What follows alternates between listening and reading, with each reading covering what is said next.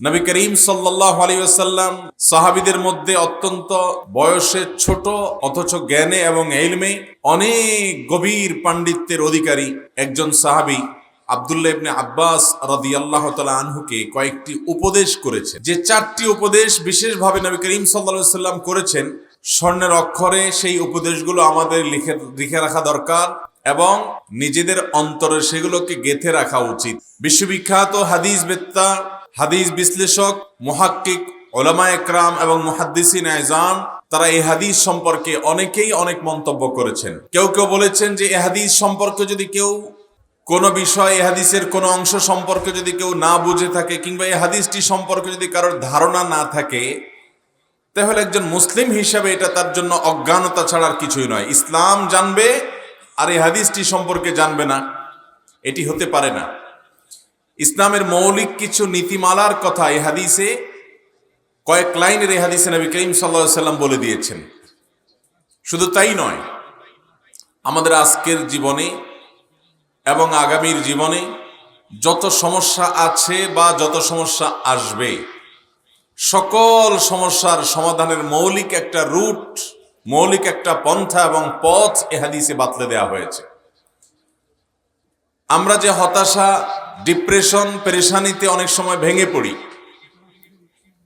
এবং নানা কারণে আমরা যে দুনিয়াতে বিপর্যস্ত হই, বিপদের মুখোমুখি হই, এই পরিস্থিতিতে একজন ইমানদারের জন্য অসাধারণ একটি রোড ম্যাপ বলে দেওয়া আছে হাদিসের মধ্যে। যে হাদিস একজন ইমানদারকে যে কোনো বিপদ আপদে, যে কোনো বিপর্যয়ে তার কর্মপন্থা কি হবে সেটিকে পরিষ্কারভাবে বাতলে দিয়েছে এবং এর মাধ্যমে এই কঠিন পরিস্থিতিতে আমরা উত্তরণের পথ খুঁজে পাবো ইনশাআল্লাহ। মুহতারাম হাজরিন, হাদিসটি বর্ণনা করতে গিয়ে আব্দুল্লাহ ইবনে আব্বাস রাদিয়াল্লাহু তাআলা আনহু বলেছেন, কুনতু খালফান নবী সাল্লাল্লাহু আলাইহি ওয়াসাল্লাম, আমি নবী করিম সাল্লাল্লাহু আলাইহি ওয়াসাল্লামের পেছনে ছিলাম ইয়াউমান, একদিন। এখানে প্রসঙ্গত বলে রাখি, আব্দুল্লাহ ইবনে আব্বাস রাদিয়াল্লাহু তাআলা আনহু এমন একজন সাহাবী যিনি নবী করিম সাল্লাল্লাহু আলাইহি ওয়াসাল্লামের একাধারে চাচাতো ভাই ছিলেন, আবার তিনি বয়সে অনেক ছোট মানুষ ছিলেন। এ হাদিস বর্ণনা করার সময় তার বয়স ছিল অনেক মুহাদ্দিসদের মতে মাত্র 9 বছর। মাত্র 9 বছরের একজন কিশোর, একজন বালক এই মহামূল্যবান হাদিস বর্ণনা করছেন। শুধু এই হাদিস নয়, সবচেয়ে বেশি সংখ্যক হাদিস বর্ণনা করেছেন যারা, সেই বিরল ব্যক্তিত্বদের মধ্যে থেকে অন্যতম একজন হলেন এই আব্দুল্লাহ ইবনে আব্বাস রাদিয়াল্লাহু তাআলা আনহু, যিনি উস্তাজুল উম্মাহ। গোটা মুসলিম মিল্লাতের ওলামা একরাম, যত ইমাম আছেন, যত পণ্ডিত আছেন, সমস্ত ওলামা একরাম, সমস্ত পণ্ডিতদের উস্তাজ বলা যেতে পারে, মুআল্লিম বলা যেতে পারে। তার ইলম থেকে উপকৃত হওয়া ছাড়া আল্লাহর জমিনে কোনো আলেম, কোনো ইমাম ইমাম হওয়ার সুযোগ নেই, কোনো আলেম আলেম হওয়ার সুযোগ নেই আব্দুল্লাহ ইবনে আব্বাস রাদিয়াল্লাহু তাআলা আনহুর জ্ঞান থেকে আহরণ করা ছাড়া। বয়স কত বলেছিলাম? 9 বছর বয়সে হাদিস বর্ণনা করেছে। এরপর নবী করিম সাল্লাল্লাহু আলাইহি ওয়াসাল্লাম যে খুব বেশি দিন বেঁচে ছিলেন তা না। কোন কোন ইতিহাসবিদদের মতে, কোন কোন বর্ণনা মতে হিজরতের মাত্র 3 বছর আগে তিনি দুনিয়াতে এসেছেন, জন্মগ্রহণ করেছেন। তার মানে নবী করিম সাল্লাল্লাহু আলাইহি ওয়াসাল্লাম দুনিয়া থেকে যখন চলে গেছেন তখন তার বয়স হলো প্রায় 13 বা তার কাছাকাছি সময়। আপনি চিন্তা করুন, এত অল্প বয়সের একজন বালক, এরকম একজন তরুণ, তিনি শুধুমাত্র আমাদের না, স্বয়ং সাহাবীদের মধ্যে ওমরে ফারুক রাদিয়াল্লাহু তাআলার মতো মানুষ, আবু বকর সিদ্দিক রাদিয়াল্লাহু তাআলার মতো মানুষ, নবী করিম সাল্লাল্লাহু আলাইহি সাল্লামের শ্বশুর যারা, বয়সে নবী করিম সাল্লাল্লাহু আলাইহি সাল্লামের চাইতেও বেশি যাদের ছিল বয়স, সেই মানুষগুলো যারা নবী করিম সাল্লাল্লাহু আলাইহি সাল্লামের সান্নিধ্য, সংস্রব ওনার চাইতে আরো বেশি দিন পেয়েছেন, সেই মানুষগুলো পর্যন্ত ওনার কাছ থেকে ইলম নিতেন, অনেক কিছু জিজ্ঞাসা করতেন। অমুসলিমরা একবার অবাক হয়ে জিজ্ঞাসা করলো, তোমরা কেমন যে আব্দুল্লাহ ইবনে আব্বাসের মতো একটা বালকের পিছনে ঘোরাফেরা করো, একটা বালকের পিছনে তোমরা চলাফেরা করো, তাকে এত সম্মান করো, এটা কেমন হলো? একটা বালককে এত ইজ্জতের কি আছে? একটা প্রশ্ন করলেন যথাসম্ভব ওমর রাদিয়াল্লাহু তাআলা আনহু, যে ইদা জাআ নাসরুল্লাহ এর ব্যাখ্যা কি? বাহ্যিকভাবে এর ব্যাখ্যা দেখলে মনে হচ্ছে কোনো আনন্দদায়ক সংবাদ দেওয়া হয়েছে। আল্লাহ বলেছেন, যখন আল্লাহর সাহায্য এবং বিজয় আসবে এবং দেখবে দলে দলে লোক ইসলামে প্রবেশ করছে, তখন তোমরা আল্লাহর তাসবিহ মাখা প্রশংসা জ্ঞাপন করো, ইস্তেগফার করো। এই হলো সূরা ইজা জাআ নাসরুল্লাহর খোলাসা কথা। তো এখানে দলে দলে লোক ইসলামে আসবে, আল্লাহর সাহায্য আসবে, বিজয় আসবে, তখন করণীয় ঠিক করে দিয়েছেন। এটা তো আনন্দের একটা সূরা। কিন্তু তিনি ব্যাখ্যা করলেন না, এটা বেদনার একটা সূরা। এই সূরায় নবী করিম সাল্লাল্লাহু আলাইহি সাল্লামের ওয়াফাতের সংবাদ দেওয়া হয়েছে। ওয়াফাতের কথা লেখা নাই, কিন্তু আল্লাহর সাহায্য এবং চূড়ান্ত বিজয় হয়ে যাওয়ার মানে হলো নবী করিম সাল্লাল্লাহু আলাইহি সাল্লামের কাজ শেষ, ওনার যাওয়ার সময় হয়ে গেছে। তখন সবাই মাথা নত করলেন যে হ্যাঁ, এ বালক সাধারণ কোনো বালক নয়।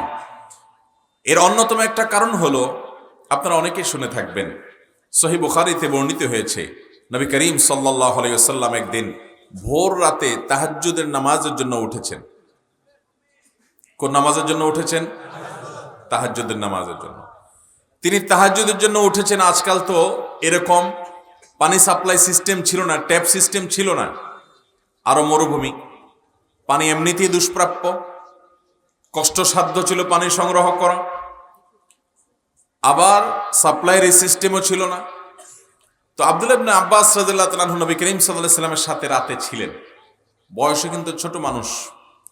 তিনি নবী করিম সাল্লাল্লাহু আলাইহি ওয়াসাল্লামকে ঘুম থেকে উঠতে দেখে, ঘুম থেকে উঠছেন নবী করিম সাল্লাল্লাহু আলাইহি ওয়াসাল্লাম, তার আগে আব্দুল্লাহ ইবনে আব্বাস রাদিয়াল্লাহু তাআলা আনহু আঁচ করেছেন যে তিনি ঘুম থেকে উঠে প্রতিদিনের মতো আজও তিনি ওয়াশরুমে যাবেন, ওয়াশরুমের কাজ সারবেন, ওযু করবেন এবং তাহাজ্জুদে দাঁড়াবেন। নবী করিম সাল্লাল্লাহু আলাইহি সাল্লাম যখন ওয়াশরুমে গেলেন, তিনি পানিটা রেখে দিলেন। এমন জায়গায় রেখে দিয়েছেন যে একটু আগেও না একটু পিছেও না, মানে বিচক্ষণতার সাথে যেই জায়গায় রাখলে ওনার নিতে সবচেয়ে বেশি উপকার সহজ হবে এবং কোনো কষ্ট পেতে হবে না, কোনো বেগ পেতে হবে না, কোনো বিব্রতকর পরিস্থিতির মধ্যে পড়তে হবে না, ঠিক সেই রকম জায়গায় পানি রেখে দিয়েছে। শুধু পানি নয়, সবকিছু এরকম গুছিয়ে যেটা যেখানে রাখা দরকার পারফেক্ট জায়গা মতো রেখে চরম বুদ্ধিমত্তার পরিচয় দিয়েছেন। নবী করিম সাল্লাল্লাহু আলাইহি সাল্লাম দেখলেন যে এরকম চমৎকার আয়োজন এবং এরকম অসাধারণ সেবা একজন বালক করেছে। নবী সাল্লাল্লাহু আলাইহি সাল্লাম এটি জানার পর তার জন্য দোয়া করলেন, আল্লাহুম্মা ফাক্কিহু ফিদ্দীন ওয়া আল্লিমহুল কিতাব। আল্লাহ, এই বালককে আপনি ইসলামের জ্ঞান দান করেন আর এই কোরআনের ব্যাখ্যার নলেজ আপনি তাকে দান করেন। এমন দেওয়া দিছেন আল্লাহ তাআলা, ওই বালকের কাছ থেকে জ্ঞান নেওয়া ছাড়া আল্লাহর জমিনে আজও পর্যন্ত এত বড় বড় ইমাম গত হয়েছে, 12 খণ্ড, 15 খণ্ড, 20 খণ্ড, 25 ভলিউমের বিশাল বড় বড় গ্রন্থের রচয়িতা, গোটা আলমিরা, গোটা আপনার বুক সেলফ ফুল হয়ে যাবে একটা গ্রন্থে। এত বড় বড় গ্রন্থ, বহু গ্রন্থ, কালজয়ী গ্রন্থের রচয়িতারা, যাদেরকে আমরা ইমাম হিসাবে স্মরণ করি, ইসলামের ইতিহাসের মহান পণ্ডিত ব্যক্তিবর্গ, একজনও নাই যে আব্দুল্লাহ ইবনে আব্বাস রাদিয়াল্লাহু তাআলার ইলম থেকে উপকৃত হওয়া ছাড়া কোরআনের তাফসীর বা ইসলাম বুঝার সাধ্য আছে। এরকম বড় জায়গায় আল্লাহ তাআলা নিয়ে গেছেন। নবীজি সাল্লাল্লাহু আলাইহি সাল্লামের দোয়া পেয়েছেন এই বালক। নাম কি? আব্দুল্লাহ ইবনে আব্বাস রাদিয়াল্লাহু তাআলা। আমাদের যুবকরা আজকাল কত ফেলোয়াড়ের নাম জানে। ইসলামের ইতিহাসের এ সকল তারকা, এ সকল মহান ব্যক্তিত্বদের সাথে আমরা পরিচিত নই, আমরা জানি না তাদের ইতিহাস। আল্লাহ রাব্বুল আলামিন আমাদেরকে তাদের প্রকৃত অনুসারী হওয়ার তৌফিক দান করুন। আব্দুল্লাহ ইবনে আব্বাস রাদিয়াল্লাহু তাআলা আনহু, তার সম্পর্কে আলোচনা করা আমার আজকে উদ্দেশ্য না। আমি শুধুমাত্র এই আলোচনাটা, তিনি যেহেতু হাদিস বর্ণনা করেছেন এবং নবী করিম সাল্লাল্লাহু আলাইহি সাল্লাম একান্তে তাকে কিছু উপদেশ করেছেন, খুব স্নেহ করতেন, খুব মায়া করতেন, 4টি উপদেশ করেছেন। সেই উপদেশগুলো আমাদের জন্য উপযোগী, অনেক বেশি উপকারী। আজকের বাস্তবতায়, আজকের প্রেক্ষাপটে এগুলো আরো বেশি আমাদের অন্তরে গেঁথে রাখা উচিত। আপনি কারো থেকে কষ্ট পাবেন না, আপনি কারোর কাছ থেকে আঘাত পাবেন না, আপনার জীবনে অনেক সমস্যার সমাধান হবে এই 4টি উপদেশ যদি আপনি গেঁথে ফেলতে পারেন আপনার মনে। সবাই চেষ্টা করবেন তো ইনশাআল্লাহ। সেই সাথে একটু বলে রাখি, এই বালক আব্দুল্লাহ ইবনে আব্বাস রাদিয়াল্লাহু তাআলা আনহু এত অল্প বয়সে নবী করিম সাল্লাল্লাহু আলাইহি সাল্লামের সাথে সাথে থাকতেন। কত সাথে থাকতেন যে নবী সাল্লাল্লাহু আলাইহি সাল্লাম একান্তে তাকে পেয়েছেন। তার সান্নিধ্য পাওয়ার জন্য কত শত সাহাবীরা তার পেছনে ঘুরঘুর করতেন। অথচ আব্দুল্লাহ ইবনে আব্বাস রাদিয়াল্লাহু তাআলা আনহু তার এত কাছাকাছি ছিলেন যে তাকে একান্ত ডেকে খুব আদরের সাথে বলেছেন, ইয়া গোলাম, হে বালক, হে বৎস, হে ছোট শিশু, ইন্নী উআল্লিমুকা কালিমাত, আমি তোমাকে কিছু বাক্য শিখিয়ে যেতে চাই, কিছু বাক্য শিখিয়ে যেতে চাই। আল্লাহর নবী বলছেন, আমি তোমাকে কিছু বাক্য শিক্ষা দিয়ে যেতে চাই। কত স্নেহ করতেন! এত স্নেহ কই এমনি এমনি পেয়েছেন? নবী সাল্লাল্লাহু আলাইহি সাল্লামের দোয়া পেয়েছেন। কারণ এই বালকের মধ্যে নবী করিম সাল্লাল্লাহু আলাইহি সাল্লামের সেবা, তাকে শ্রদ্ধা করা, তার খেদমত করা, তার দোয়া নেওয়ার মতো সেরকম উপযোগী মানুষ হিসাবে সে নিজেকে গড়ে তুলতে পেরেছেন। এই জন্য আল্লাহ নবীর দোয়াও পেয়েছেন এবং এমন দোয়া করেছেন, আল্লাহুম্মা ফাক্কিহু ফিদ্দীন ওয়া আল্লিমহুত তাওয়ীল। আল্লাহ ইসলামের জ্ঞান তাকে দেন, কোরআনের ব্যাখ্যা তাকে বুঝার তৌফিক দেন। এমন বুঝাই বুঝছেন, এমন জানাই জানছেন যে আজও পর্যন্ত কোন আয়াতের তাফসিরে বড় বড় মুফাসসির, তারপর পরের কথা মুফাসসিরদের তাফসির পড়া ছাত্র যারা আজকের উলামায়ে কেরাম, আব্দুল্লাহ ইবনে আব্বাস রাদিয়াল্লাহু তাআলা কি বলেছেন সেটা খোঁজার চেষ্টা করেন। ভাইরা আমার, আমাদের আজকালকার যে বালকরা, আমাদের যে ছোট ছেলে মেয়েরা আছে, এদেরকে একটু কম্পেয়ার করেন তো। শুধুমাত্র আব্দুল্লাহ ইবনে আব্বাসের কথাই নয়, আব্দুল্লাহ ইবনে ওমর রাদিয়াল্লাহু তাআলা আনহুর ইতিহাস যদি আপনি শুনেন, আপনি অবাক হয়ে যাবেন। অনেকে জেনে থাকবেন যে আব্দুল্লাহ ইবনে ওমর রাদিয়াল্লাহু তাআলা আনহু বয়সে অনেক ছোট ছিলেন। কোন একটা জেহাদে যাওয়ার জন্য সাহাবীদের মধ্যে কম্পিটিশন, ছোট মানুষ, তাকে নেওয়া হবে কি হবে না, পেরেশানিতে আছেন, যাতে নেওয়া হয় এই জন্য এরকম উঁচু করে দাঁড়াচ্ছেন যে আমি বড় হয়ে গেছি। বহু ঘটনা তার। নবী করিম সাল্লাল্লাহু আলাইহি সাল্লাম একবার উপস্থিত সাহাবীদেরকে বললেন, একটি প্রশ্ন করছি আমি, কে উত্তর দিতে পারবে? মুসলমানের সাথে একটা গাছের তুলনা চলে, সে গাছ কোনটা বলো দেখি। সাহাবীদেরকে প্রশ্ন করলেন কে? নবী করিম সাল্লাল্লাহু আলাইহি সাল্লাম। সবাই চুপ, কেউ বলার সাহস করছে না। কোন গাছ, কোনটা বলে আবার কোন বিপদে পড়ি। সবাই চুপচাপ। আব্দুল্লাহ ইবনে ওমর রাদিয়াল্লাহু তাআলা আনহু মজলিসে ছিলেন, কিন্তু ছোট মানুষ ছিলেন। সামনে ওনার বাপ, চাচারা বসা, মুরব্বীরা বসা।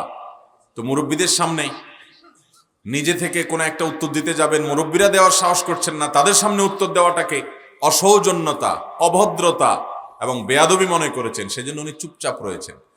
কিন্তু এই হাদিস বর্ণনা করার সময় উনি বলেছেন, আমার মনে আসছে সেই গাছটা হবে খেজুর গাছ, কিন্তু আমি বললাম না যে আমার বাপ চাচারা বসে আছে, তাদের সামনে আমি কিভাবে উত্তর দেই। ওনারা দিচ্ছেন না, তাহলে আমি চুপ থাকি। মুরব্বীদের সামনে কথা আগ বাড়িয়ে বলা, এটা অসৌজন্যতা, এটা ইসলামী ম্যানার্সের বাইরের অভদ্রতা। তিনি বলেন নাই।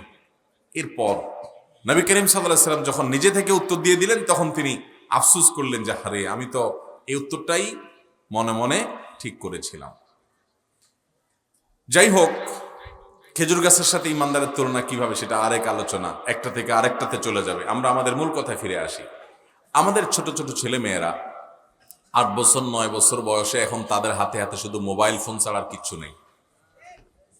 কি দেই আমরা পোলাপেন রে? একটা ট্যাব দিয়ে মুনাজাতে বসাই দেই, মোবাইল দিয়ে মুনাজাতে বসাই দেই। ঘাটতে ঘাটতে চোখ শেষ, ব্রেন শেষ, সব শেষ। ইমান, আমল, আখলাক, আচরণ, ভদ্রতা সব শেষ। ভাইরা আমার, মুসলমানের সন্তান সবকিছুর আগে ইমান শিখবে, এর পাশাপাশি সে আখলাক শিখবে, ভদ্রতা শিখবে, আচরণ শিখবে। আজকাল দেখা যায় যে ছেলে মেয়ে একেবারে শিশুকাল থেকে নিয়ে বয়স যত বাড়তে থাকে, তত বড় বেয়াদব হতে থাকে। আব্দুল্লাহ ইবনে আব্বাস রাদিয়াল্লাহু তাআলা আনহু নবীজি সাল্লাল্লাহু আলাইহি সাল্লামের দোয়া পেয়েছেন আদবের কারণে। অতএব আমাদের সন্তানদেরকে আমরা ভদ্রতা, শালীনতা, সৌন্দর্য, বড়দেরকে সম্মান করানোর যে গুরুত্বপূর্ণ একটা আচরণগত সৌন্দর্য, সেটা শেখাবো তো ইনশাআল্লাহ। ছোটবেলা থেকে এগুলো পারিবারিকভাবে শেখাতে হয়, এগুলো শেখাতে হয় ভাইরা আমার। তাহলে এই সাহাবীর মতো এরকম মহান ব্যক্তিত্ব হওয়ার তৌফিক আল্লাহ তাআলা তার মতো না হলেও তার অনুসারী হিসেবে বড় আলিম হওয়ার, বড় দায়ী হওয়ার এবং কোরআনের নলেজওয়ালা মানুষ হওয়ার তৌফিক আল্লাহ তাআলা দিবেন ইনশাআল্লাহ। তো যে হাদিসটি বলছিলাম, আব্দুল্লাহ ইবনে আব্বাস রাদিয়াল্লাহু তাআলা বর্ণনা করেছেন যে আমি একবার নবী করিম সাল্লাল্লাহু আলাইহি সাল্লামের পেছনে ছিলাম। তিনি আমাকে বললেন, ইয়া গোলাম, হে ছেলে, ইন্নী উআল্লিমুকা কালিমাত, হে বালক, তোমাকে আমি কয়েকটি কথা শিক্ষা দিতে চাই। এখানে মূলত 4টি বিষয় নবী সাল্লাল্লাহু আলাইহি সাল্লাম তাকে উপদেশ দিয়েছেন। তার প্রথমটি হলো ইহফাজিল্লাহ ইয়াহফাজুক, তুমি আল্লাহর আদেশ নিষেধকে, আল্লাহর ফরজ বিধানকে, আল্লাহর হারাম বিষয়গুলোকে মেনে চলবে, অর্থাৎ ফরজগুলোকে অবশ্যই করবে, হারামগুলো থেকে বেঁচে থাকবে। আল্লাহ যা করতে বলেছেন সেটা করবে, যা নিষেধ করেছেন তা থেকে বেঁচে থাকবে। আল্লাহর আদেশ নিষেধকে যদি তুমি মান্য করে চলো, নিশ্চিত থাকবে যে তোমাকে আল্লাহ তাআলা আখিরাতে তো বটেই, দুনিয়াতেও সকল সমস্যা বিপদ থেকে রক্ষা করবেন। আল্লাহর আদেশ নিষেধের মধ্যে যদি তোমার পুরো জীবনকে পরিচালিত করো, তোমার রক্ষাকারী হবেন কে? আল্লাহ। এটা তুমি মাথায় রেখে চলবা। উপদেশ নম্বর 2, ইহফাজিল্লাহ তাজিদহু তুজাহাক, আল্লাহ রাব্বুল আলামিনের আদেশ নিষেধগুলোকে হেফাজত করবে, সংরক্ষণ করবে। আল্লাহর কোনো ফরজ নির্দেশ, কোনো নির্দেশ পেলে সেটাকে মানার জন্য জান প্রাণ চেষ্টা করবে, কোনোভাবেই সেটাকে নষ্ট করবে না, এটাকে অবহেলা করে এটাকে কখনো নষ্ট করবে না। তুমি আল্লাহর বিধিবিধানগুলোকে যদি রক্ষা করে চলো, তাজিদহু তুজাহাক, আল্লাহর সাহায্য তুমি তোমার চোখের সামনে দেখতে পাবা। ভাইরা আমার, আমরা আজকাল ইসলাম ঝেড়ে ফেলে দিয়ে তারপরে দুনিয়ার উন্নতি চাই। মুসলমানের উন্নতির মূল পথই হলো আল্লাহ এবং তার রাসূল সাল্লাল্লাহু আলাইহি সাল্লামের বাতানো পথ। ওই পথের বাইরে গিয়ে মুসলমান কখনো উন্নতি করতে পারবে? নবী করিম সাল্লাল্লাহু আলাইহি সাল্লাম সে কথা বলে দিয়েছেন, ইহফাজিল্লাহ তাজিদহু তুজাহাক, তুমি আল্লাহর প্রতিটি কথাকে হেফাজত করবে, অর্থাৎ মেনে চলবে। আল্লাহর কোন নির্দেশকে নষ্ট করবে না, পাই পাই করে প্রতিটি কদমে কদমে প্রতিটি বিষয়কে তুমি মেনে মেনে চলার চেষ্টা করবে, কোনোটাকে নষ্ট করবে না। যদি এমন করে চলতে পারো, তাজিদহু তুজাহাক, তুমি আল্লাহকে, আল্লাহর সাহায্যকে তোমার সামনে দেখতে পাবে, পেছনে না, একেবারে সামনে আল্লাহর সাহায্য তোমার দিকে আসবে। আল্লাহ তাআলা সাহাবীদেরকে সাহায্য করেন নাই?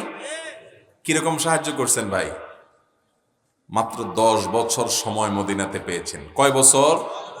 10 বছর। 10 বছরে একজন মানুষ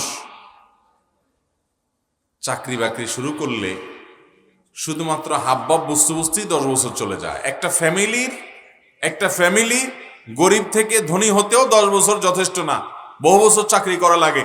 2 নম্বর পথেও পারে না, হালাল পথে তো পটেই। অথচ মাত্র 10 বছরে সাহাবায়ে কেরাম গোটা পৃথিবীর সবচাইতে দুর্বল শক্তি থেকে সারা বিশ্বের সুপার পাওয়ারে পরিণত হয়েছেন। কয় বছর সময় নিয়েছেন? 10 বছর। আমাদের দেশে বা পৃথিবীর গণতান্ত্রিক অনেক দেশে সরকার 5 বছর 4 বছরের জন্য ক্ষমতায় আসে। 2 টার্ম 3 টার্ম থাকার পরও মনে হয় যে আরো অনেক কাজ বাকি। একটা দেশের অবকাঠামো বা এগুলো ঠিক করতে 10 বছর 20 বছর কেন, সরকারের পরে সরকার বদলে চেহারা বদলাতে এত সহজে পারা যায়। সেখানে গোটা বিশ্বের চেহারা পরিবর্তন করে দিয়েছেন সাহাবীরা। কয় বছরে? মাত্র 10 বছরে। সবচেয়ে দুর্বল মানুষ নিজের মাতৃভূমিতে থাকার অধিকার পর্যন্ত পান নাই, বিতাড়িত হয়েছেন, স্বাধীনতা থেকে বঞ্চিত করা হয়েছে। সেখান থেকে নিজের মাতৃভূমি উদ্ধার করে স্বাধীনতা অর্জন করেছেন। শুধু তাই নয়, গোটা বিশ্বকে পায়ের নিচে নিয়ে এসেছেন। কয় দিনে? 10 বছরে। তাদের হাতে কি ছিল? অ্যাটম বোমা ছিল? পারমাণবিক বোমা ছিল? ট্যাঙ্ক ছিল? বোমারু বিমান ছিল? কি ছিল? আল্লাহর শপথ, তাদের মূল শক্তি ছিল ঈমান এবং তাকওয়া এবং নেকামলের শক্তি। এই শক্তি এত বড় শক্তি, আল্লাহ তাআলা কোরআনে কারীমে এই জন্য বলেছেন, ওয়ালা তাহিনু ওয়ালা তাহজানু ওয়ালা তাহিনু ওয়ালা তাহজানু, ওয়া আনতুমুল আ'লাউনা ইন কুনতুম মুমিনিন। কখনো মনমরা হবে না, কখনো পেরেশান হবে না, হীনমন্যতা তোমাদেরকে যেন কখনো পেয়ে নয় বসে। তুমি কখনো নিরাশ হবে না, তুমি নিশ্চিত থাকো, তুমি যদি প্রকৃত ইমানদার হও, ইমানের সেই লেভেলে তুমি নিজেকে নিতে পারো, নেকামল যদি সেভাবে করতে পারো, তোমরাই বিজয়ী হবে, কোনো সন্দেহ। অতএব ভাইরা আমার, সব কিছুর আগে আমার ইমান, আমার তাকওয়া, আমার সালাত, আমার যাকাত, আমার হজ, আমার তাহারাত, আমার আচরণ, আমার আখলাক, আমার লেনদেন, আমার কাজ কারবার, প্রতিটি বিশ্বাস, প্রতিটি কাজ, প্রতিটি কর্ম, প্রতিটি পদক্ষেপকে কোরআনের আলোকে, সুন্নতে রাসূল সাল্লাল্লাহু আলাইহি সাল্লামের আলোকে যদি সাজাতে পারি, আল্লাহ নবী সাল্লাল্লাহু আলাইহি সাল্লাম সে আব্দুল ইবনে আব্বাস রাদিয়াল্লাহু আনহুকে বলেছেন যে ইহফাজিল্লাহ তাজিদহু তুজাহাক, আল্লাহর বিধিবিধানগুলোকে যদি হেফাজত করে চলো, একেবারে পুঙ্খানুপুঙ্খ করে মেনে চলো, পরিপূর্ণভাবে যদি মেনে চলো, আল্লাহর সাহায্যকে, আল্লাহকে তুমি সামনে পাবা, পিছনে না, সামনে পাবা। ব্যক্তিগত সমস্যা বলেন, সমষ্টিগত সমস্যা বলেন, জাতিগত সমস্যা বলেন, ইমানদারের সকল সমস্যার সমাধানের মূল সূত্র হলো আল্লাহর আনুগত্য এবং পূর্ণ ইমান। এটা যদি থাকে, সে যেখানে হাত দিবে ওখানে আল্লাহ তাআলা স্বর্ণ বানিয়ে দিবেন ইনশাআল্লাহ। সাহাবীদেরকে আল্লাহ বানান নাই? নবী করিম সাল্লাল্লাহু আলাইহি ওয়াসাল্লাম জান্নাতের সাহায্য দেখান নাই? ইসলামের ইতিহাসের সোনালী যুগের স্বর্ণ মানবদের, তাবেঈনদেরকে, তাবেঈনদেরকে আল্লাহ তাআলা দেখান নাই? অর্ধ পৃথিবী তারা শাসন করেন নাই? করেছে। ভাইরা আমার, তো সেই জায়গায় আমাদেরকে যেতে হবে। নবী করিম সাল্লাল্লাহু আলাইহি ওয়াসাল্লাম সে উপদেশ করেছেন কাকে? আব্দুল্লাহ ইবনে আব্বাস রাদিয়াল্লাহু তাআলা খুব আদর করতেন, তাকে স্নেহ করতেন। সেই উপদেশটা আমরা জানতে পারলাম। অতএব আমরাও আমল করব তো ইনশাআল্লাহ। প্রতিটি বিষয়ে আমার রবের আদেশের উপরে পৃথিবীর কোনো আদেশ, আর আমার রবের নিষেধের উপরে আর কোনো নিষেধাজ্ঞা। আমার রব কি বলেছেন আমি তার জন্য জীবন দিব, কি নিষেধ করেছেন তার জন্য আমি জীবন দিব। প্রয়োজন হলে এর নাম হলো ঈমান, এর নাম হলো তাকওয়া, এর নাম হলো গোলামি, এর নাম হলো আবদিয়ত, এর নাম হলো মুসলমানিত্ব, এর নাম হলো সারেন্ডার করা। এটা ছাড়া মানুষ মুসলমান হতে পারবে? আমরা তো এখন ধরি মাছ নাচুই পানি টাইপ মুসলমান।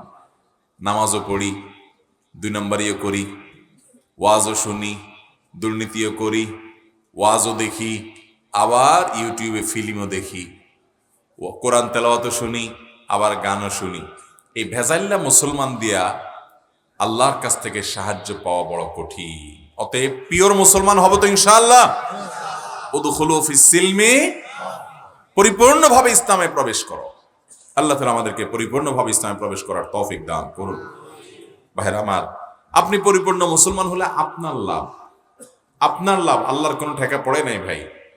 যত আল্লাহর দাসত্বটা পিওর ভাবে করতে পারবেন, যত বেশি করতে পারবেন, অলৌকিকত্ব, আল্লাহর সাহায্য আপনি সামনে তত বেশি দেখতে পাবেন ইনশাআল্লাহ। তাহলে দ্বিতীয় উপদেশ ছিল যে আল্লাহর বিধিবিধানকে যদি তুমি হেফাজত করে চলো, আল্লাহকে অর্থাৎ আল্লাহর সাহায্যকে তোমার সামনে পাবে। নাম্বার 3, ইযা সাআলতা ফাসআলিল্লাহ ওয়া ইযা ইসতাআনতা ফাসতাইন বিল্লাহ। তাওহীদের গুরুত্বপূর্ণ একটা সবক দিলেন তিনি তার প্রিয় শিষ্য সাহাবী আব্দুল্লাহ ইবনে আব্বাস, বালক মানুষ, আদরের তাকে। তিনি বলেছেন ইযা সাআলতা ফাসআলিল্লাহ, তোমার যদি কিছু চাইতে হয়, তোমার যদি কিছু চাইতে হয়, অদৃশ্যের কারোর কাছে তোমার কিছু চাওয়া লাগে, তো তুমি আল্লাহর কাছে চাইবা। কার কাছে চাইবা? যদি তোমার কখনো সাহায্যের প্রয়োজন দেখা দেয়, যে কারো সাহায্য দরকার, এখন অনেক বেশি সাহায্যের প্রয়োজন, তো সাহায্য চাইবা কার কাছে? আল্লাহর কাছে।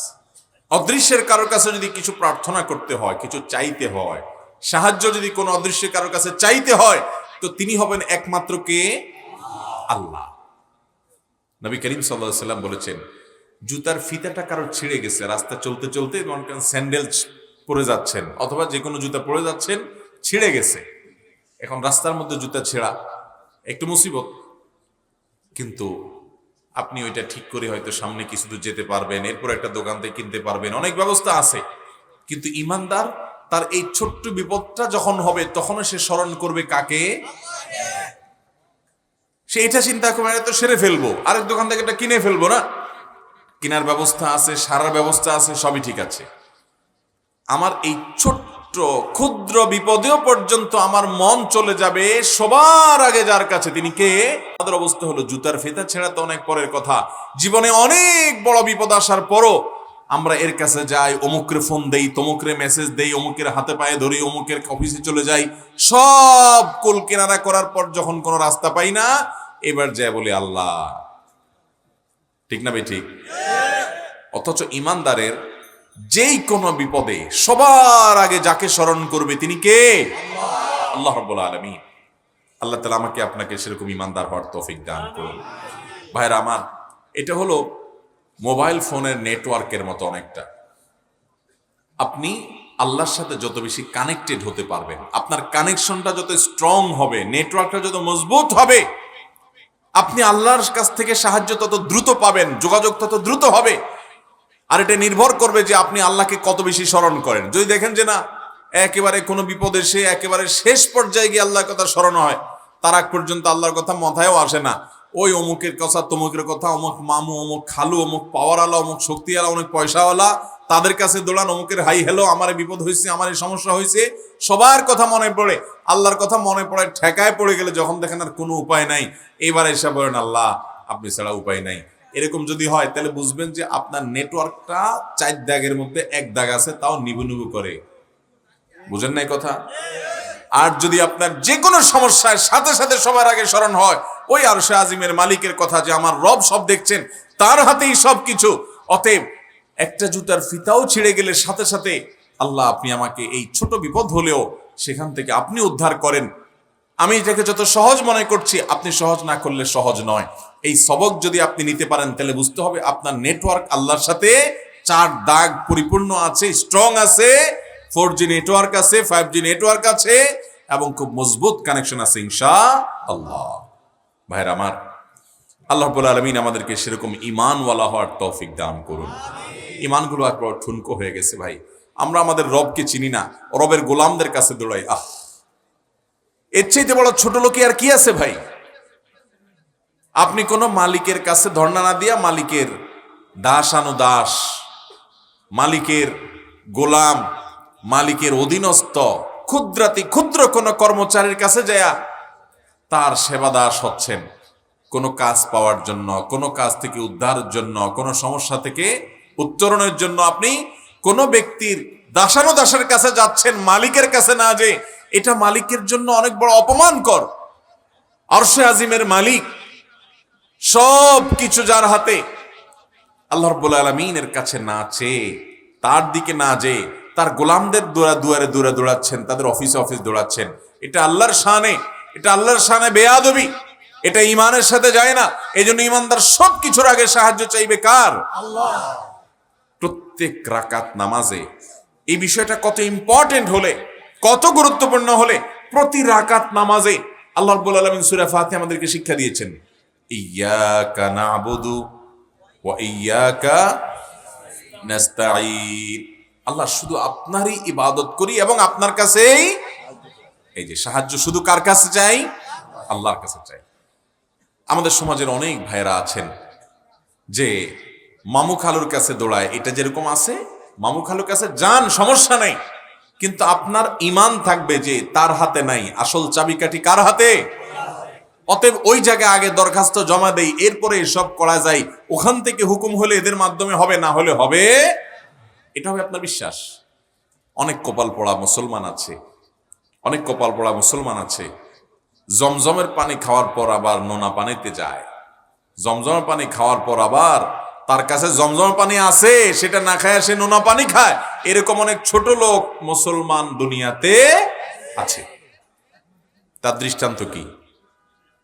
সন্তান হয় না, ব্যবসার উন্নতি নাই, ভোটে দাঁড়াইছে, জিততে চায়, দুনিয়ার কোনো উদ্দেশ্য আছে, মাকসাদ আছে, এটা হাসিল করবার জন্য সে ওই কোথাকার কোন মাজারে চলে যায়, মাজারে যায় সেজদা দেয়, মাজারে যায় বাবার কাছে দোয়া করে, মাজারে যিনি শায়িত তার কাছে প্রার্থনা করে, তার ওখানে মান্নত করে, তার ওখানে সিন্নি দেয়, তার ওখানে দান সাদেকা করে এবং বসে বসে কান্দে।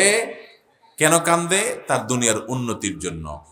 এই লোকটা ইমানদার নিজেকে দাবি করে, সে আল্লাহকে চিনে, আল্লাহর পরিচয় জানে, সে জানে যে আল্লাহই হলেন একমাত্র সত্তা, যিনি কাদির, সবকিছু করতে সক্ষম, আর কেউ না, সব সৃষ্টি আর তিনি স্রষ্টা। এই কপাল পোড়া জানে, তারপরও মহান সৃষ্টিকর্তা আর মহান মালিকের কাছে না যাইয়া মালিকের একজন দাসের কাছে যায় গোলামি করছে। এর চেয়ে বড় কপাল পোড়া, এর চেয়ে বড় বেয়াদব, আল্লাহর শানে বেয়াদবি করার মতো মানুষ আল্লাহর জমিনে আরেকটা নেই। এই জন্য তাকে শিরক বলা হয়েছে, আর শিরকের অপরাধকে জুলমে আজিম বলা হয়েছে, এবং এটা আল্লাহ তাআলা মাফ করবেন না তওবা ছাড়া দুনিয়া থেকে গেলে। এরকম কপাল পোড়া আমাদের মধ্যে আছে না নাই? আহা ভাইরা আমার, এই শিরক আমরা অনেকভাবে করছি। অনেকে ভালোবাসেন, আপনি এমন ভালোবাসা বাসেন তার জন্য জীবন দিতে পারবেন। জীবন যদি কারোর জন্য দিতে হয় ভালোবাসায়, তিনি কে? একমাত্র আল্লাহ। আমার জীবন যদি কারোর ভালোবাসায় বেলানোর মতো ইমানের শক্তি আমার মধ্যে থাকে, তো তিনি কে হবেন? একমাত্র আল্লাহ রাব্বুল আলামিন। যার নির্দেশে আমি গভীর রাত পর্যন্ত জেগে থাকবো, যার ভালোবাসায় আমি গভীর রাত পর্যন্ত জেগে থাকবো। আজ মুসলমান রাত 1টা, 2টা, 3টা পর্যন্ত জেগে থাকে কাফেরের খেলা দেখার জন্য। আল্লাহর ভালোবাসায় ফজর পর্যন্ত জাগার তৌফিক হয় না। আল্লাহ এই দুর্ভাগা হতভাগা মুসলমানিত্ব থেকে আমাদেরকে পিওর এবং খাঁটি মুসলমান হওয়ার তৌফিক দান করুন। ভাইরা আমার, নফসের গোলামি করে শয়তানের কথা শুনে বহু সময় কাটাইছেন। আসেন একটু আল্লাহর গোলামি কিছুদিন করে দেখেন। আমি আল্লাহর শপথ করে বলতে পারি, আল্লাহর দাসদের গোলামি করে যে তৃপ্তি পাইছেন, যতটুক পাইছেন, আরশে আজিমের মালিকের গোলামি করলে তার চেয়ে অনেক বেশি মজা পাবেন ইনশাআল্লাহ। সালহাতু সঙ্গে বুদি দিল খারাস, আজমুদে এক জামানা খাকে বাস। বহুকাল তো ভাই পাথর হয়েছিলেন, আসেন না একটু মাটি হয়ে দেখেন, একটু চোখের পানি ফেলে, একটু সেজদা লুটিয়ে পড়ে। খেলার জন্য তো বহু রাত জাগছেন, আসেন না একটু শীতের সময় ফজরের সময় উঠে আল্লাহর মহব্বতে আরামের ঘুম হারাম করে কম্বলটা ফেলে দিয়ে আসেন একটু ওযু করে সেজদা লুটে পড়ে দেখেন।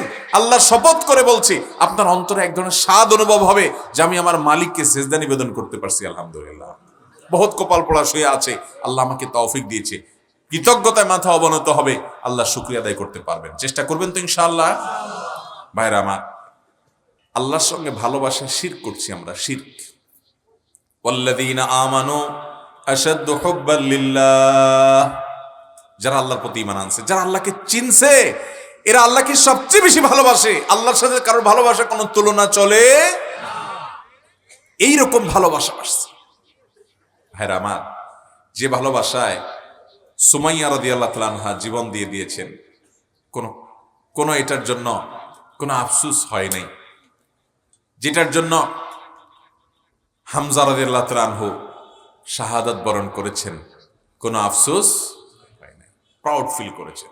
হামজা রাদিয়াল্লাহু তাআলা জীবন দিয়েছেন, হাজারো লাখো সাহাবী জীবন দিয়েছেন, আল্লাহর মহব্বতে ভালোবাসা তারা প্রাউড ফিল করেছেন, এবং হাসতে হাসতে এই পথ তারা বরণ করেছেন। জীবন দেওয়ার মতো পরিস্থিতি পরিবেশ আমাদের সব সময় আসে না ভাই, কিন্তু আল্লাহর নির্দেশ পালন করার জন্য জীবন না, জীবন অনেক পরে।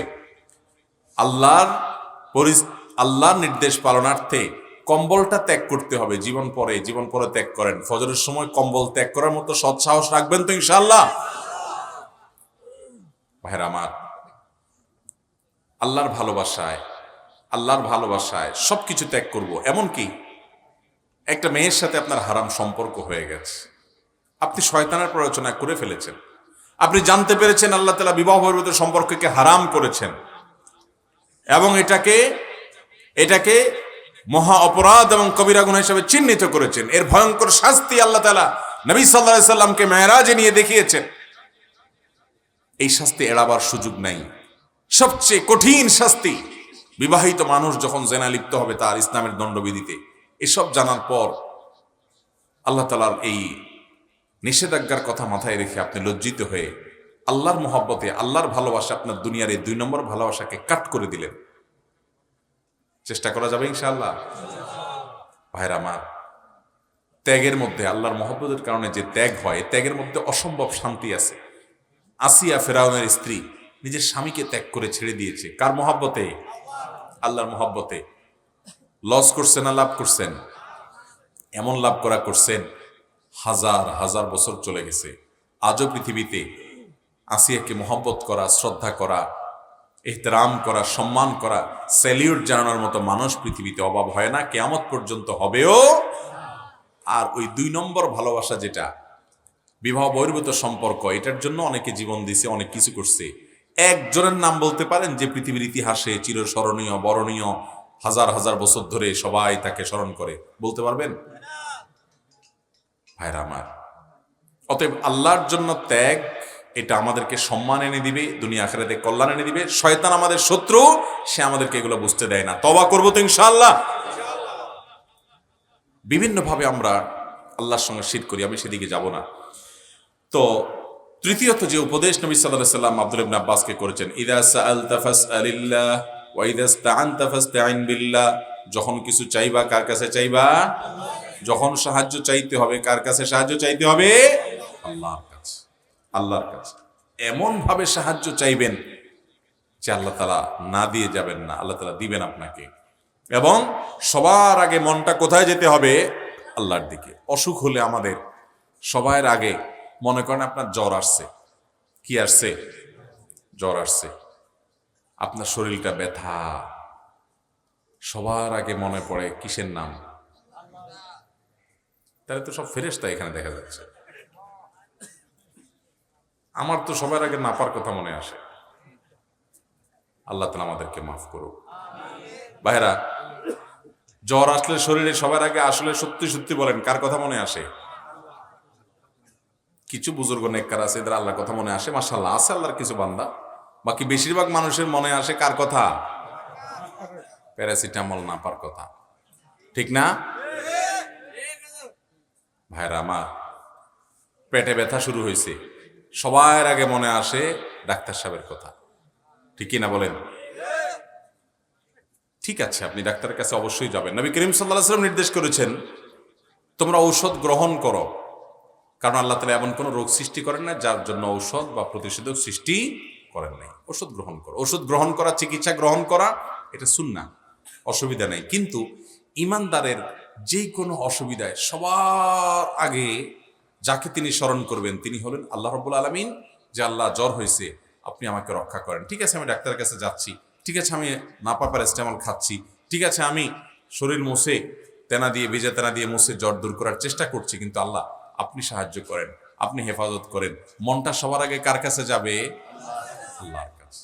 ওই ছোট বাচ্চার মতো, ছোট বাচ্চা কেউ যদি তারা একটা ধাক্কা দেয়, একটু বকা দেয়, একটা গালি দেয়, একটা মাইট দেয়, একটা ঘুষি দেয়, একটা থাপ্পড় দেয়, ছোট্ট 2, 3, 4 বছরের পোলাপান সবার আগে কারে ডাক দেয়? মা। স্মরণ আসে কার কথা? কারণ সে জানে তার মায়ের চাইতে আপন এই মুহূর্তে তার জন্য কেউ। ভাইরা আমার, ইমানদারের জন্য, ইমানদারের মূল আশ্রয়স্থল হলেন আল্লাহ রাব্বুল আলামিন। আমাদের ইমানগুলো বড় ঠুনকো হয়ে গেছে, বড় দুর্বল হয়ে গেছে, আল্লাহর কথা স্মরণ আসে না। আমি নিজেও ভাই এই রোগ থেকে মুক্ত না, আপনাদেরকে বলছি আমিও এই রোগ থেকে ঊর্ধ্বে উঠতে পারি নাই।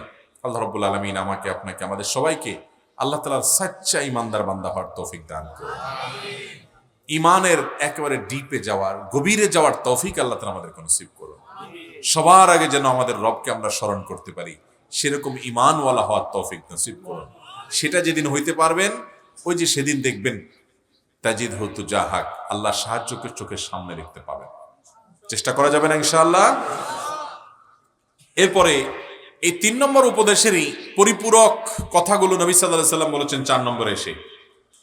এই কথাগুলো ভালো করে শুনে রাখেন, এবং এই কথাগুলো পারলে কোনো সুন্দর কাগজে লিখে নিজের অফিসে, বাসা, যেখানে সবসময় আপনি থাকেন তার আশেপাশে একটু লিখে রাখবেন। আর তার চেয়ে বেশি দরকারি হলো অন্তরের গভীরে আপনি এটাকে লিখে রাখবেন, একদম গেঁথে ফেলবেন। কথাগুলো মন দিয়ে শুনেন। তিনি বলেছেন, ওয়া আলাম, জেনে রাখো হে ইবনে আব্বাস, হে বৎস, হে বালক, ভালো করে মাথায় রাখবা, জেনে রাখবা, আন্নাল উম্মাতা লাউ ইজতামাআত আলা আন ইয়ানফাউকা বিশাইইন, গোটা পৃথিবীর সকল মানুষ যদি ডিসিশন নেয়, শুধু জাতীয় সংসদে না, শুধুমাত্র জাতিসংঘে না, গোটা বিশ্বের সব মানুষ মিলে যদি ডিসিশন নেয় যে তোমার কোনো উপকার করবে, সিদ্ধান্ত নিয়ে নিচ্ছে আপনার উপকার করার সিদ্ধান্ত নিয়েছে পৃথিবীর সকল দেশের প্রেসিডেন্ট, সকল দেশের প্রধানমন্ত্রী, রাজা মহারাজা, সকল দেশের নাগরিক সবাই মিলে ঐক্যবদ্ধ হয়েছে যে এই একটা মানুষকে আমরা রক্ষা করব, উপকার করব, সিদ্ধান্ত যদি সবাই নিয়ে নেয়, লাম ইয়ানফাউকা ইল্লা বিশাইইন ক্বাদ কাতাবাহুল্লাহু লাক, মনে রাখবা সবাই মিলে সিদ্ধান্ত নিও আল্লাহ তোমার জন্য যতটুকু কল্যাণ এবং উপকার লিখে রেখেছেন তার থেকে এক চুল পরিমাণও বেশি উপকার করতে সবাই মিলে পারবে না। ঈমান সবক। আর ওয়াইন ইজতামাউ আলা আন ইয়াদুররুকা বিশাইইন, আর যদি গোটা পৃথিবীর মানুষ সবাই মিলে সিদ্ধান্ত নেয় তোমার কোনো ক্ষতি করবে, তোমাকে শেষ করবে, যদি ডিসিশন নেয় সবাই মিলে, লাম ইয়াদুররুকা ইল্লা বিশাইইন ক্বাদ কাতাবাহুল্লাহু আলাইক, আল্লাহ তাআলা তোমার ব্যাপারে যতটুকু ক্ষতি হওয়ার কথা লিখে রেখেছেন তার থেকে এক চুল পরিমাণ বেশি ক্ষতি করার ক্ষমতা কারোর নাই। রুফিআতিল আকলাম, সব লেখা হয়ে গেছে। ওয়াজুফাতিস সুহুফ, ওয়াজুফাতিস সুহুফ, এবং সহিফা সমূহ যেগুলোতে লেখা হয়েছে তাকদীর, সেগুলো শুকিয়ে গেছে, অর্থাৎ সিদ্ধান্ত চূড়ান্ত হয়ে গেছে। ভাইরা আমার, এই একটা কথা যদি আপনার মাথায় থাকে তাহলে আপনি পৃথিবীতে কোনো মানুষের প্রতি অতি আস্থা রেখে, আসে না অনেক সময় দেখবেন যে অনেকের কাছে বহুত আশা, বুক ভরা আশা নিয়ে আসে যে আমার কিছু একটা করে ফেলবে, বা এরা সবাই আমার সাথে আছে, অনেক আশা করে, পরে দেখা গেল যে আশার গুড়ে বালি, কিছুই হয়নি। হয় কি হয় না এরকম? আবার অনেক সময় দেখা যায় ভয়ে তটস্থ, হায় রে আমার তো রক্ষা নাই, আসলে কিছুই হয় না। এরকমই হয় কি হয় না?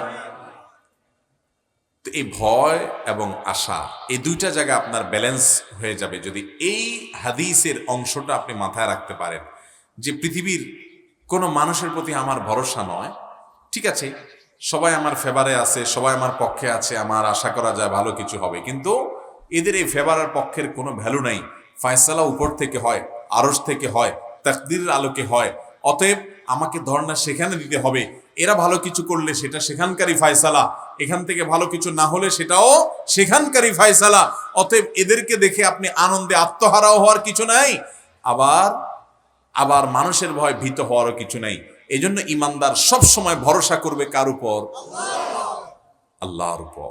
আল্লাহর উপর যখন ভরসা করবেন তখন আপনার অবস্থা হবে এরকম, সবাই পক্ষে আসলেও আপনি লাফাবেন না, আবার সবাই বিপক্ষে চলে গেলেও আপনি ভেঙে পড়বেন না, আপনি পরিপূর্ণ আস্থা রাখবেন কার উপর? আল্লাহর উপর।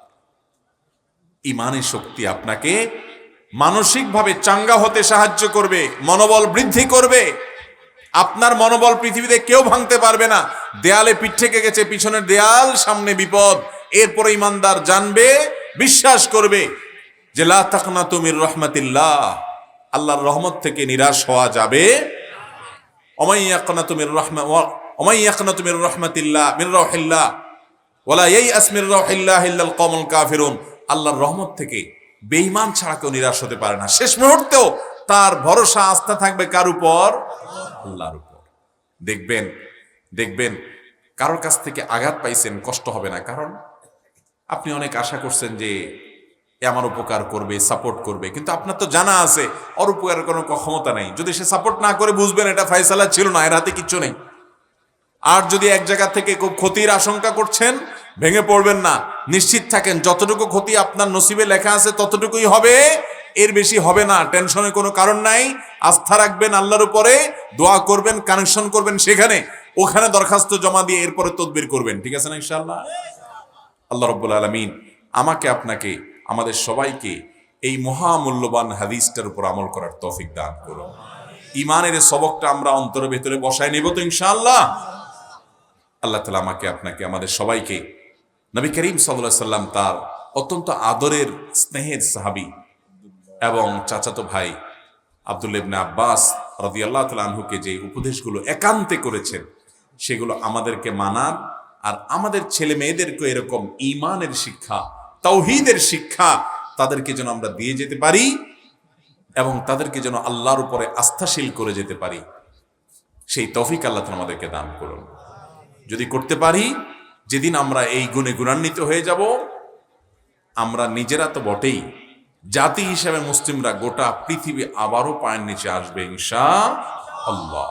আল্লাহ তাআলা সেরকম ঈমানওয়ালা, সেরকম তাওহীদওয়ালা, সেরকম ইয়াকিনওয়ালা, সেরকম তাওয়াক্কুলওয়ালা, সেরকম ভরসাওয়ালা এবং আল্লাহর বিধিবিধানকে মাননেওয়ালা মানুষ হওয়ার তৌফিক দান করুন। জাযাকুমুল্লাহু খাইরা ওয়া আখিরু দাওয়ানা আনিল হামদুলিল্লাহি রাব্বিল